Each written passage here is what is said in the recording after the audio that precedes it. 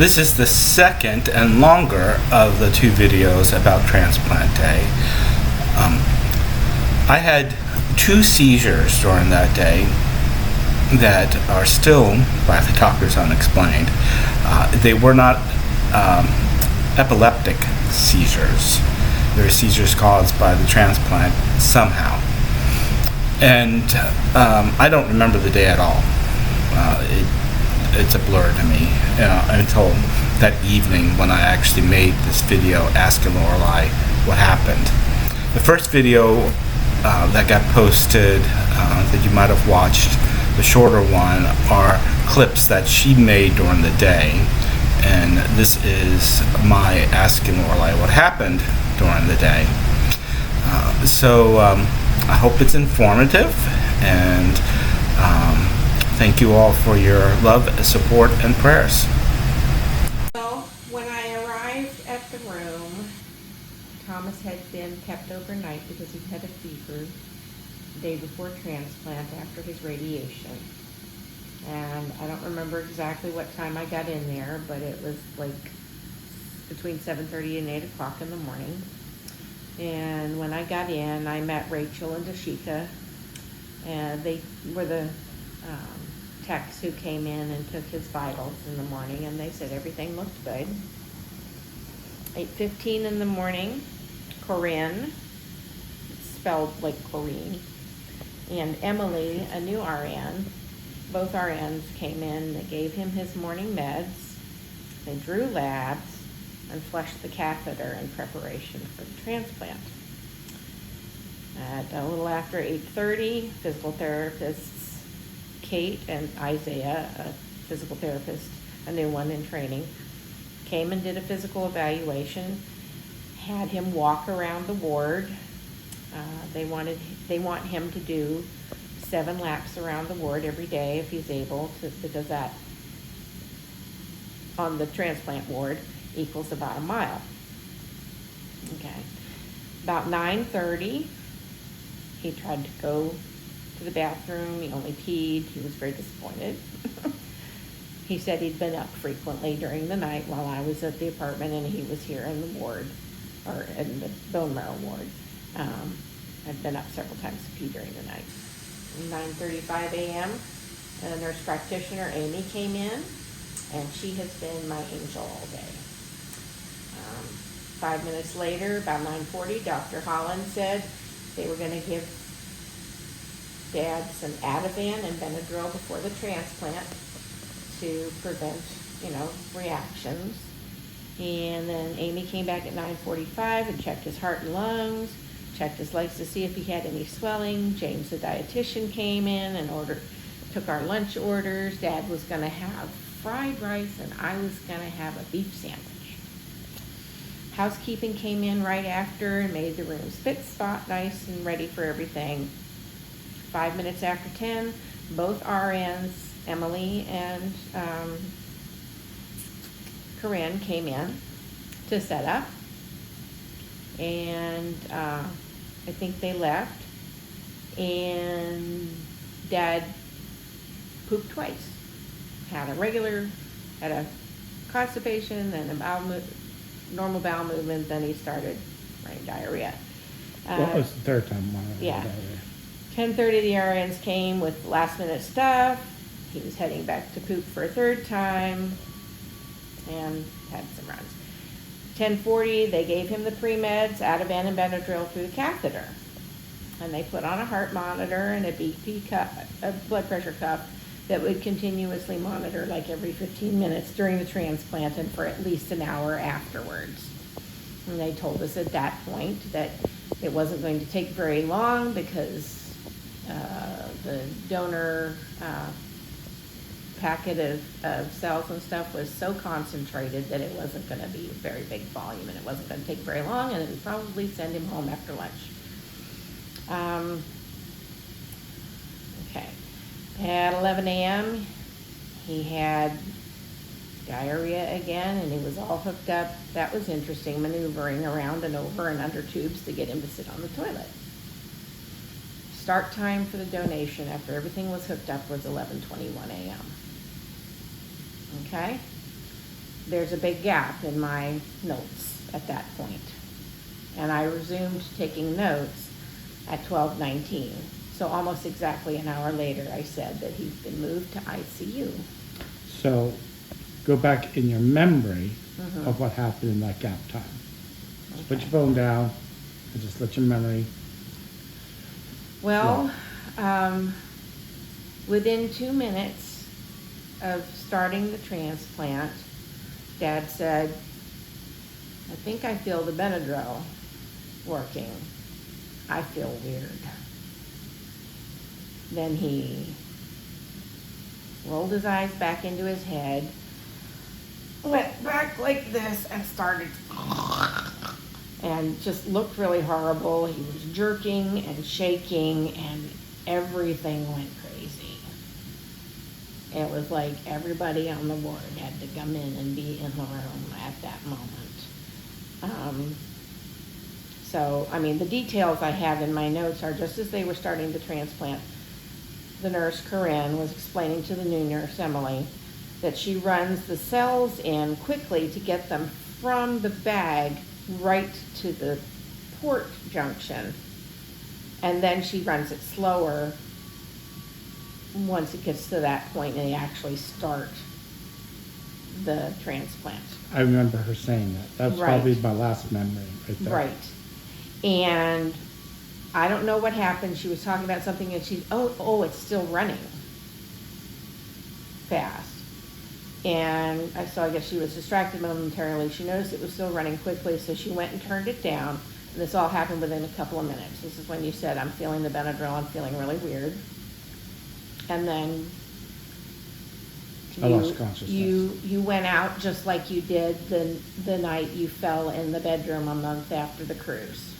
It was exactly the same. Facial expressions, noises, everything was the same.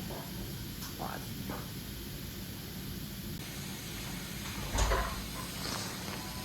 Are you recording already? Yep. Oh, okay. Well, when that happened, August 1st, I thought initially that he had just fainted like he had on the cruise ship. But I mean, on the cruise ship, he had some, jerking and kind of seizing too, but it wasn't anything that was more than you would see with anyone who had syncope. Just their body trying to reorient and get their head lower than their heart kind of thing. That's the natural reflexes when you have syncope. But when you fell after you went to the bathroom in the middle of the night and got stuck between this bedside stand and the bed, you were jerking the same way you were jerking in the bed right after the first part of the transplant and making noises. But because of the position you were in, you couldn't get flat because the bed wasn't flat. And everybody came running in the room, and again, Amy telling them to push the hydrocortisone right away. No, that was up here. It was just a blur in my head. Right, so All of that stuff. I recovered from August 1st relatively quickly. What happened here? What happened here was downstairs or upstairs. Yeah, upstairs, 4th floor, bone marrow ward. Within 2 minutes of the first cells hitting his bloodstream, you had, just this visceral reaction. You seized, you jerked back, your eyes rolled in your head, you started making kind of guttural gasping sounds, your eyes rolling back in your head. Just really kind of extreme reaction, and they stopped the transplant right then.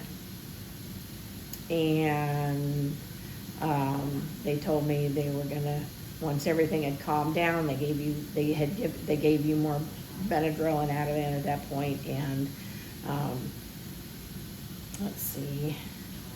Yeah, everyone started moving really quickly at the moment, stopped the transplant. They gave him more Benadryl and Ativan at that point through the IV. That seemed to help, but you had already started to relax.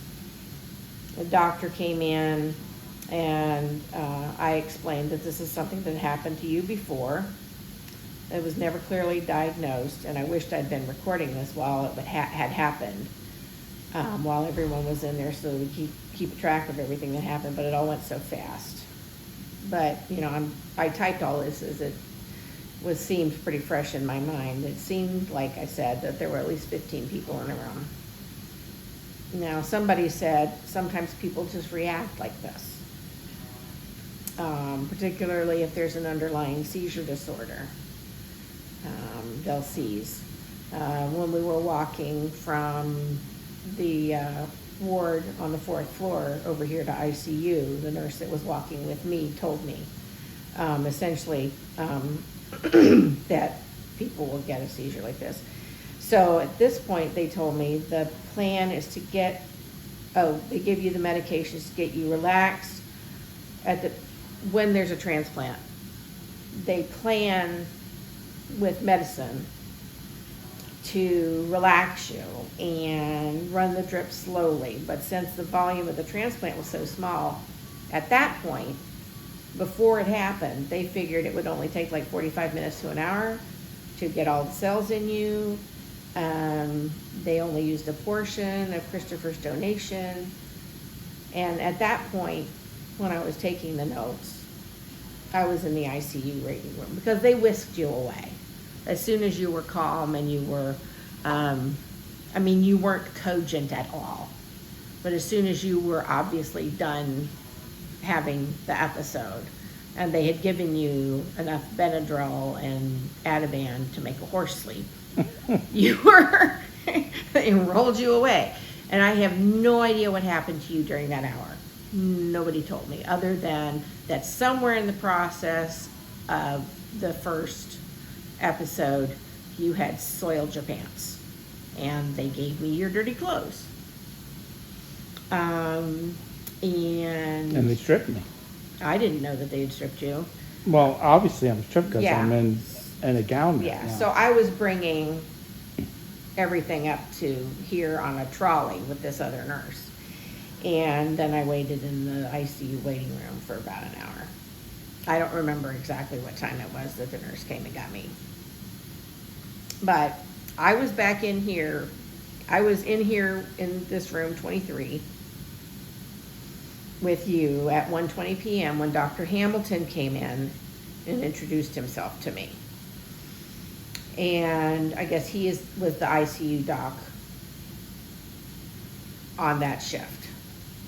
And he's a really tall black man with short,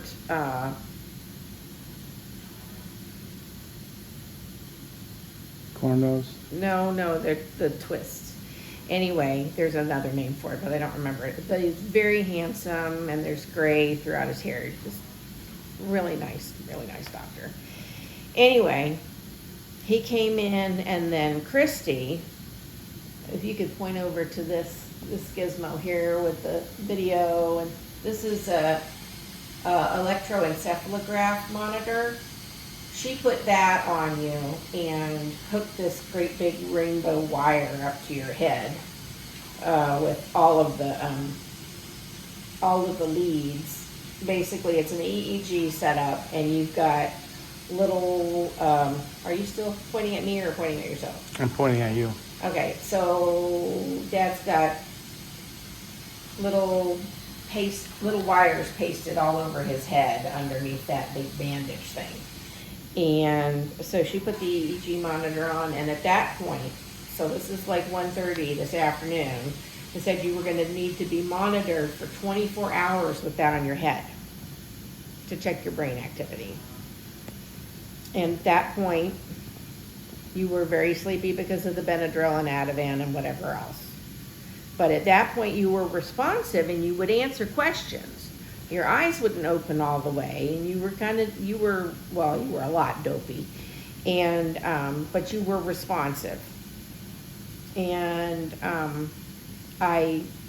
after those folks left, I was looking at your monitor up here, and I looked at your heart rate, and I remembered noticing. So I would seeing this reminded me of what I saw downstairs when the first episode happened. And I noticed that your heart rate was in the 60s and low 70s, like Christopher's is, instead of 80 something like it normally is when we had been taking your vitals before the episode. And so at 124, your blood pressure was 108/62, which was lower than I'd seen it since you got off the blood pressure medicine. A little bit before 2 o'clock, you half filled a urinal. Some of it went elsewhere and I cleaned it up. And then 10 after 2, they brought the transplant back in. So this was going to be the second attempt. Getting ready to start again. Amy, the nurse practitioner from bone marrow transplant, and Corinne and Emily from bone marrow transplant were all here, along with the lady from Atlanta Blood Service who came in, same person who came in the first time and brought, I guess she has custody of the blood products. And so they said at that point it was going to take just over an hour to infuse the transplant, that they were going to have to go slower this time. So they started the transplant. I don't know exactly what time, but at 2:20, you started scratching and digging at your butt, said that maybe you'd pooped a little bit. And I was cleaning your bottom with a wipe. You got very itchy. Hives kind of started from there. They went from your bottom to everywhere, all over your body. It looked like, not goosebumps, but like chicken skin is how one of the nurses described it. You had bumps all over and you were red and patchy. At 2:26, they said they were going to give you more Benadryl. You coughed a few times, but there was no seizing at that point. Less than 10 minutes later, 2:35, you started seizing and vomiting. That's when Amy ordered the 50 milligrams of hydrocortisone stat. Dr. L, a few minutes later, said that he didn't think you needed that. And when I made a note at 3:10, I couldn't remember if they actually gave it to you or not, but apparently they did. Well, it makes sense if you Right. just don't. It makes sense that if she ordered it stat, it would have been provided stat. Right. And the doctor at that point is probably not the main caregiver. He's probably the the advisor. He's just oversight, yeah. And so the nurse practitioner or the PA, whoever she was, whatever her title is, Right. she's probably the main caregiver, Right. the decision maker. Right. Well, after the initial flush of vomit happened, they tried to insert this airway thing, and you were having none of that. You fought it. And pretty quickly, your skin started to be better. By 2:48, your BP was 64/59. And they were having a conversation here in the room about a cytokine storm. Now, I've only heard that in relationship to people her crashing in the aftermath of having a intense COVID disease. At 2:55, Mike from X-Ray, a gentleman from New York, felt like he was being treated like a mushroom, he said. Anyway, he gave you a chest X-ray. At that point, you were very helpful, but very dopey. You lifted yourself up so they could slide the X-ray tray under your back, the film. Now for to insert myself a little bit in your story and have this recorded, I do not remember any of this. Right. And also that reminds me, because it's radiology, while I was in the waiting area, between the time they took you away from the bone marrow transplant ward and brought you here, they got a CT scan of your head, and that was all normal, they said. Okay. 5 minutes later, the nurse told me they were gonna come and clean you up. You were covered in vomit. Right. 10 minutes later, Abby, the ICU nurse that they assigned to you, what was that? Told me they were waiting on a clean gown. They didn't know or have one anywhere. That's not that. Nothing like that. And they said they were gonna clean you up as soon as they found a clean gown. And they were conversing back and communicating back and forth with the folks at the bone marrow clinic about what the next step was, because you'd had 2 attempts, both resulted in a reaction. And then at 3:15, Amy, the nurse practitioner from bone marrow transplant, came in and talked to me. And at that point she said, they're gonna try to clean the cells.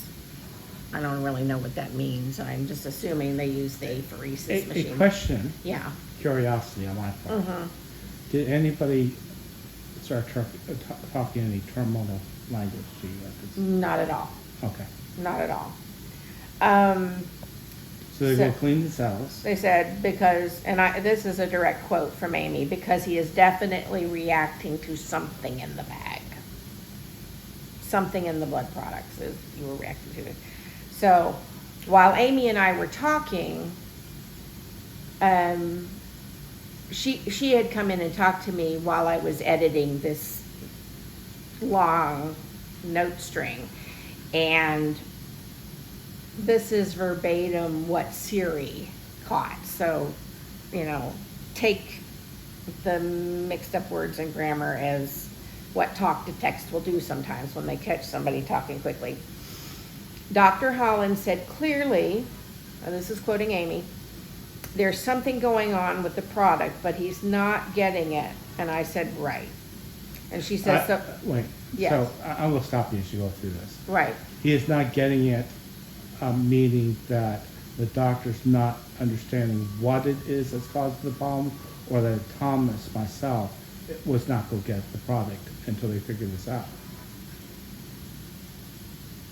I don't know. This is just what Siri came Okay, up with. Okay. I understand you caught a conversation, but I'm just wondering if they clarified that. Okay, go ahead. Yeah. Okay, so there's something going on with the product while he's getting it, I'm guessing was what she said. Okay. And she said, right. I said, right. And she says, so like sometimes we have people that are reacting to it.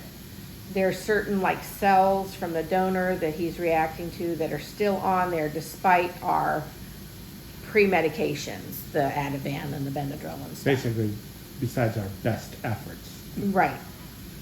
And so she says, they're going to do an extra process and wash the cells. I said, okay. She said, we're going to get him 200 milligrams of Medrol, which is steroids. Medrol. I said, and what's that? And she said, it's a steroid. I said, okay. And she said, he's just reacting too much. Yeah, I mean, it's obvious every time you do it, yes. And she says, hopefully washing it and an additional steroid will help a bit more. Yeah, probably more. Yeah, they said they were waiting on a clean gown from somewhere. She was talking about how dirty you were. And said as soon as they found it, they were going to be cleaning him up. And I said, well, thank you, Amy, for everything you've been doing. And then I put, Siri can only do so much with a conversation. At 3:29, I overheard somebody in the hallway saying that the washing process takes about an hour and a half. Okay? So at 3:30, they told me they were going to clean you up at 3 o'clock. Half an hour later, they start to clean you up. So Abby, the nurse, the ICU nurse, and a tech were in here cleaning you, getting all your crevices cleaned and changed and everything. And at 3:40, so they're taking a process to get you clean, they used one of those wet wipes and you got chilled. And so I asked, and they agreed to bring you warm blankets, and they brought those pretty quickly. At 3:45, Dr. L, I can't pronounce his name, he says just call me Dr. L, discussed the possibility of mast cell disease, but more testing would be needed. He said that when you seized the second time, there was no seizure activity in your brain. All these wires were already on your head, so they know you don't have epilepsy, at least from that. That's good. Yep, so. So it's not a seizure disorder or epilepsy. Which is what the neurologist was leaning towards as well. He thought it was neurological. It just doesn't think it's epilepsy or anything like that. 5 minutes to 4, Aggie from respiratory came in. She listened to your lungs, had you do a breathing exercise where you blew into this gizmo to help you clear your lungs from the coughing. You aspirated a little bit of the vomit, they thought, when the chest x-ray came back. I definitely did. Yeah. There's no, I mean, they may have thought it, but I know. Well, they saw it on the x-ray. Okay. Most of your lungs are clear. There were just a couple of spots where they thought, yeah, there's stuff there. So they want you to keep doing this exercise. So they wanted you, it made you cough. Just like that. So you were blowing into a device. It was hilarious. I wish I had recorded it, because you're sitting there and you're like,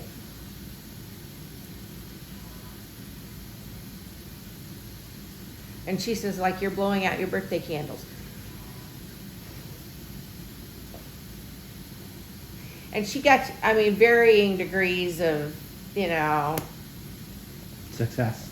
to test, you know, she's supposed to get you to do it 10 times. We got you to do it 9 times, and not all, and sometimes it was just, you know, you were funny.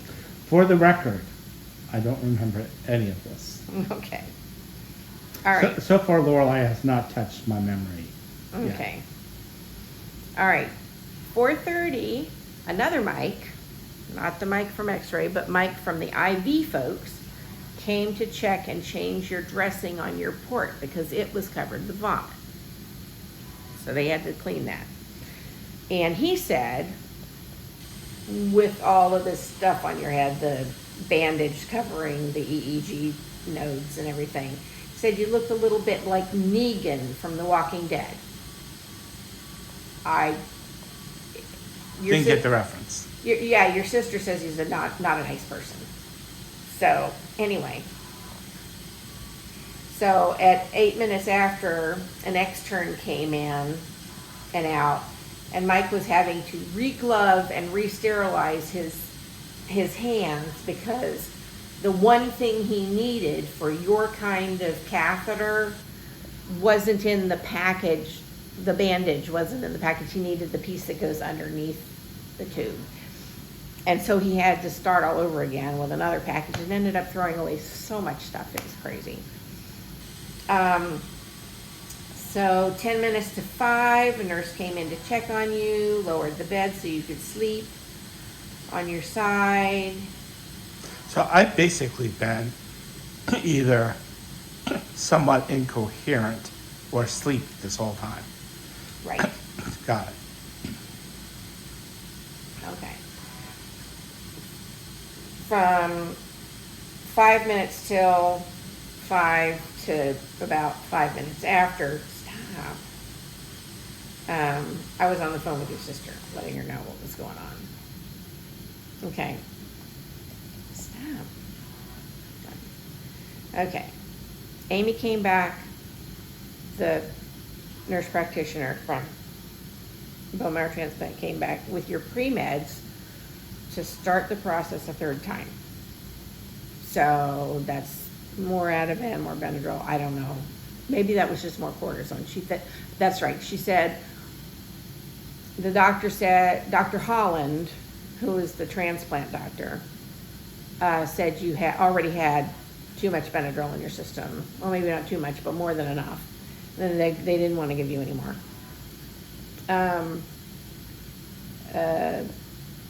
So she left, and someone pulled the wrong dose. She had to go get another one of the medications. At 5:11, they gave you cortisone steroids, no Benadryl this time, and they were setting up for the transplant. 5:23, they started the transplant again. So far, so good.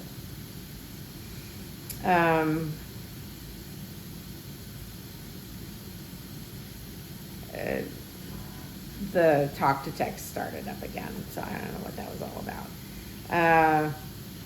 So 20 minutes later, 23 minutes later, we were a little more than halfway through the bag of stem cells. And so far, so good. So good. Amy told me sometimes the white cells in the blood product or the platelets in the blood product will cause a reaction. She says sometimes people who are just getting platelets, you've gotten platelets before. I have. Right, sometimes. I've had whole blood before.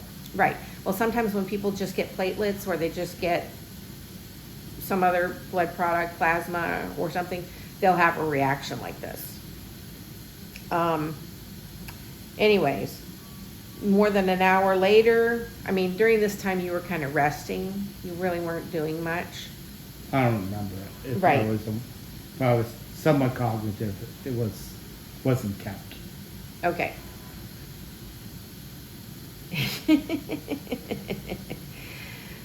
This is when you were sleep doing things and sleep talking. Okay, it's 5 minutes to 7, and you figured out how to get your CPAP mask on over your oxygen cannula. I do remember that actually. Yeah, and you were trying to sleep. And at 7:30, shift change began, and you were grumpy, and you were hungry, and you wanted to know if you could have something to eat, and they told you you could only have liquids, and you were pouting I remember and that. being silly. Yeah. You wanted the TV remote, and there wasn't one. Your sister wanted to watch Masked Singer and That's and about when I AGT. started That's when coming you started back. coming back, yeah. Yeah. Okay. When the shift change happened, 7:45, I met Leah, spelled Lea, the nurse, and then Ashley and Aramis are the techs. So Ashley's the one with the long sweater, the black girl with the long sweater, and Aramis is the shorter, sort of balding man. Anyways, 8:15, you used the urinal, but you were having coordination issues, and it got spilled. I cleaned you up with a bath wipe. You had some diarrhea when you coughed. I changed your chucks. That was all on me. I didn't call the nurse. They were still doing shift change paperwork, and I wanted to make sure that they had all of the data and no interruptions, putting all of that information together. 8:30, you were watching The Masked Singer and talking about it with Cindy over the Marco Polo app. You were starting to look and sound more like Thomas. Okay. But your BP was 84/62. Before that, it was 90/69, 15 minutes ago. Part of the problem was you were typing on your phone and you were oblivious to when the blood pressure cuff was going off, and they told me there were artifacts. You know, it was going to mess it up, basically. And so by 8:45, it was up to 102/66. A couple minutes later, Leah went out to get your evening meds, and as soon as she left, some alarm went off, and then it turned back on again. By 10 minutes to 9, you started coughing some. You're still coughing up the crud from the vomit. A little bit after 9, another good deep cough. Maybe 10 minutes later, 15 minutes later, you did a good urine void. Yeah. Lee came back with meds to give via IV and made you do the respirometer where you suck What? in I remember air doing instead that. of blowing. I remember doing that. Yeah, before you're going trying to sleep. tell her you could do 4,000 and Yeah, Yeah. that sounds funny. So, yeah. yeah. Okay. And then she gave you the adaptomycin and the IV, that's the antibiotic. And then I finally got to take a potty break Very at good. 9:40. So that was What happened? what happened. I mean, I've got more notes after that, but, you know, Okay. you got some sleep, and that was kind of the adventure of the day, watching my husband crash twice in one day. Not crash in the sense that my heart stopped. No, no, But crash but- in the sense that, you know, having. Freaked out all the medical personnel. And when the medical people are freaked out, I'm just like, okay, I'll just keep moving and doing and helping, but, and praying. So it was really crazy. It was really crazy. And waiting in that room to come in and see you again for an hour was an eternity. Every time the door opened, I was looking to see. Yeah. And, yeah, they finally got me something to eat about, midnight or something like that. And once I had some food and some cognizance. So you didn't have lunch or dinner either, Mm-mm. just like me. Mhm. And so, once I had some cognizance, I said, oh, I don't want to leave during a shift change. So while he's sleeping, while everything's calm, I will go take all the dirty clothes back to the room. I will bring my medications for the morning back. I'll bring some more clean clothes for Thomas and come back and maybe get a nap. But you're all awake, so there ain't no napping for me. Well, I'll be going to sleep shortly. Okay, good. I wanted to wait until these neurological folks came and Yeah. really take advantage. Yeah, like you said. Before I try to go to sleep. Well, you said 3 o'clock and it's not, almost- it's almost 4. Well, 3:30. 3:30. Yeah. Yeah. So, did you get the laundry done? No, I went there and came right back. Okay, so you just dumped the laundry off. Yeah. Okay. It would have taken me like 2 hours to do the laundry. Okay. We are approaching a half an hour on this video. Yeah, that's I would- way too long. It's not way too long. It's perfect. I would like to end this in one way. You show off that beautiful hair of yours. Oh, I haven't been doing that the whole time. You showed off half your beautiful hair for a long time. There it is. Oh, my beautiful hair. And let me Oh, scroll no. down. How far does it go when you're sitting? To your knees. That is the crown of glory that God has placed on my wife's head. Thank you very much. If you've watched this far, God bless you. Me too. I'm going to try to put time hacks in this so that, we've got this in sequence. And I might, oh shoot, I'm on the phone. I might intersperse my videos that I've already recorded during the time hacks into your storytelling. So, okay, this has been good. Love you. I love you.